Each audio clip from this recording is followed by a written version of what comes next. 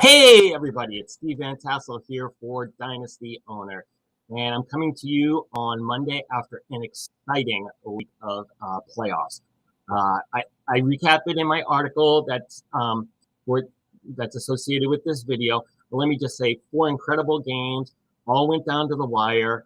Even the Cincinnati game was probably the least exciting of the weekend, and it was the first one, and that was a 52-yard game-winning field goal.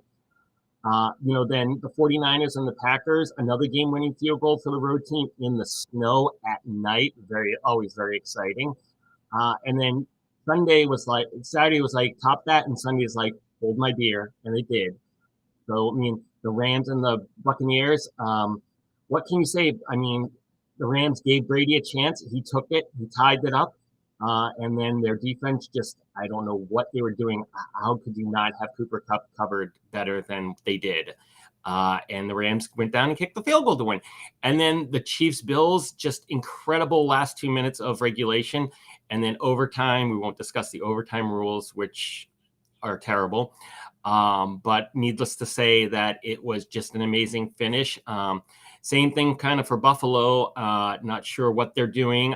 Sean McDermott, game management 101 class probably should be, if there's 13 seconds left on the clock and you're kicking off to the other team, kick it so that they can have to return the ball and waste time. Don't kick it into the end zone. I don't know what was going on there. That was bad. I gave them an extra play, got them into field goal range. Butker tied it, and then they won in overtime. So exciting. But now we have to talk about the Dynasty Owner offseason. And so now it's sort of like, what are you going to do? You can make some trades, maybe drop some players. But I'm here to talk about something that you might not be thinking about right now, and that is players who you can pick up right now in Dynasty Owner. And we'll get some qualifications in, but let's just say that there are some people who may be able to help you next year. I'm not saying they're going to be a starter. I'm not saying that they're going to help win you the chase for the ring or even your league, but they're available. They might help. You never know. Who would have thought last year that Corduro Patterson was going to be the eighth best running back in Dynasty Owner for the season? Nobody. Basically nobody. He was available in half our leagues up until before week 2. So that tells you that, you never know where you're going to find these diamonds in the rough. So without further ado, let's start talking about these players who you can pick up right now in Dynasty Owner. And the first one, first of all, we're going to talk about the qualifications for inclusion, just so you understand the rules here. First, they have to be available in at least 60% of Dynasty Owner leagues. Otherwise, most of you aren't going to be able to pick them up. So 60% seemed to be a good number. A couple of them got really, really close, so which is kind of why we picked that number. And the second thing is they have to be signed for the 2022 season with a salary of less than $2 million. Now, Dynasty Owner is different if you're not too familiar. The problem for us in regular Dynasty, you could go grab a guy who might not be widely owned, but who's a free agent in speculation that they're going to get on a good team. But they might sign a contract which is humongous and too expensive for your team. Dynasty Owner salaries matter. You need to have salary cap room. So I picked guys who are all signed for the 2022 season and all have salaries of less than $2 million. That way, you know what you're getting when you pick them up. If you pick them up now, you know what you're getting for the next season. There's plenty of guys out there who are free agents, but you just don't know what you're going to have to pay them next year. You might pick them up and then have to drop them right away when they sign a free agent contract. So first, we're going to talk about quarterbacks and running backs. And like quarterback and running back, because there's only one of each. That's because of the strict criteria. Our quarterback is Sam Ehrlinger from the Indianapolis Colts. He's rostered in only 39% of Dynasty Owner leagues, just under the number. He's got 3 years left on his rookie contract, and he's just being paid just over $900,000 a year. And you might say to yourself, why? Carson Wentz is the starter in Indianapolis. Well, Frank Reich hasn't said that he's going to be the starter next year. Ehrlinger was the backup. Not to say that they don't bring in a veteran, but let's face it, teams play backup quarterbacks. Only half of the teams had their quarterback play 16 or 17 games last year. And so, teams are going to need backups. And so he's somebody who's available, very low salary. So, I mean, not to say that he's going to be the greatest quarterback ever or lead you to a victory, but, he's out there. He's available. It might be worth $1 million dynasty dollar pickup. So the second player is a running back who we're going to talk about, and it's Mike Boone from the Denver Broncos, who signed a 2-year contract last year at the beginning of free agency for $3.85 million, which means his dynasty owner annual salary is $1.925 million. He's only rostered on 34% of dynasty owner rosters. And the interesting part was that Denver was so healthy at running back last year. Javonte Adams, rookie, played all 17 games. Melvin Gordon played 16 games. So there was really no room for Boone. I mean, they soaked up 98% of the carries in Denver, which is unlikely to happen again. I mean, what other team had both its running backs play all season without injury? I mean, pretty much nobody. I mean, I think Denver is probably the only one. There might be a couple of other teams. I can't think of them right now, but that's extraordinary. And with Gordon, talk about free agency. He's a free agent. Do they re-sign him? Do they not? If they don't, Boone could be the number 2 running back in Denver. They could sign another veteran to go with Javonte Williams, but then Boone's one injury away from being the starter. So he's available. 34%, only owned in 34% of leagues. His salary is close to the $2 million. It's $1.925 million. But I think this could be worth the speculation, especially because running backs you need a lot of them. They're hard to find. He's one who's available. Next, we're going to talk about wide receiver and tight end. And for wide receiver, we actually have none. I looked. I just couldn't find anybody.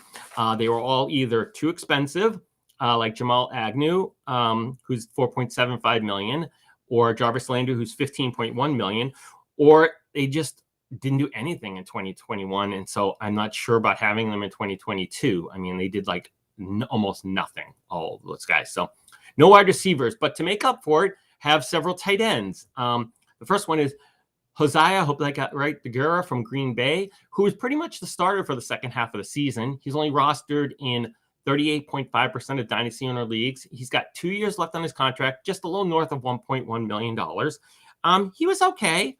6.1 dynasty owner fantasy points per game after Robert Tonyan got injured. And the only other tight end on the Green Bay roster right now signed is Mercedes Lewis, who's 37. Tonyan's a free agent. Green Bay doesn't have a ton of salary cap room. There's question marks all over the place at quarterback. And so, while he might have Aaron Rodgers thrown to him, he might have Jordan Love. Sometimes you got to take a chance. And so it's not a bad chance. So he's available. You could do worse. He could be the starter next year with Aaron Rodgers throwing to him. It's possible.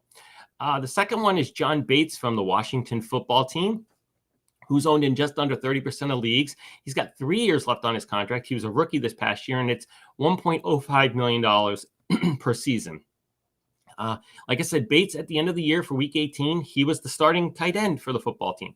Now, he didn't do anything in that game. He had 1.5 dynasty on fantasy points, but Logan Thomas was the starter. He signed to a new 3-year contract, but he had ACL tear. He might be out for the beginning of the 2022 season. His backup was Ricky Seals-Jones, who's a free agent and unlikely to sign, which means Bates could be the the tight end who runs with the first team offense all offseason for the football team, which would be great for his development and possibly could mean he'd be a good guy to pick up. Quarterback is in flux in Washington. It could be Tyler Heineke. It could be some veteran they bring in. Who knows? But Bates will still be there, and he's very likely that he's going to be a starting tight end week 1. So wouldn't hesitate to pick him up if he's available in your league. And the last guy is really kind of a long shot, but it's Zach Gentry from the Pittsburgh Steelers. Rostered only 1.2% of dynasty owner leagues, which is pretty incredible. Got 1 year left on the contract, but it's rock bottom, just over $700,000. And we know Pat Freiermuth is there in Pittsburgh, but Gentry, they played 2 tight ends in the last week of the season, and Gentry had 7.9 dynasty owner fantasy points, 4 receptions for 39 yards. 2 weeks before that, Freiermuth and Eric Ebron were both injured, and he had 4 receptions for 31 yards, 7.1 dynasty owner fantasy points. So not terrible. Who knows? Take a chance. Again, Pittsburgh, question marks at quarterback galore. Who knows who's going to be their quarterback next year? But it's possible that it could be somebody decent. They could throw the ball to Gentry a lot. You never know. Stranger things have happened. So those are the players who I think you can pick up right now in Dynasty Owner, and they might have a chance to be productive for your team next season. Hopefully one of them does. Remember, Corduro Patterson was there at this time last year, and not a lot of people picked him up. And the last thing I'll say is that you might be questioning some of these picks, but I did look, and our Chase of the Ring champion Skull Vikings actually has one of these players on his roster. I'll let you look at the article to figure out who that is, but he does roster one of these players right now in Dynasty Ring. Actually picked them up a couple of weeks ago. So thanks for watching the video, listening to it. We appreciate it. Please read the article associated with this. It's on dynastyowner.com. And thanks for hopefully check out all the videos and articles from Dynasty Owner this week. You got me today on Monday. Tuesday, we got Jay Pounds talking about rebuilding your Dynasty Owner roster. Wednesday, we're going to have the return of the Dynasty Owner live stream with Tim and I. It's going to be very exciting. Can't wait. Hopefully you can tune in live at 4 o'clock Eastern. Thursday, we have Nate Christian doing a prospect preview. Not sure who his prospect's going to be this week, but I'll be watching to find out and reading about it. And then on Friday, Matt the Jerk's doing Free Agent Friday, where he's going over all the teams in one division and who's their free agents and what to expect, how much you expect them to sign for. So that'll be great. Get that going. He already did the NFC West and the NFC East. I'm going to guess it's another NFC division. We'll find out. So please watch all our videos. Check out all of our articles. Follow all of us on Twitter. Follow Dynasty_owner on Twitter.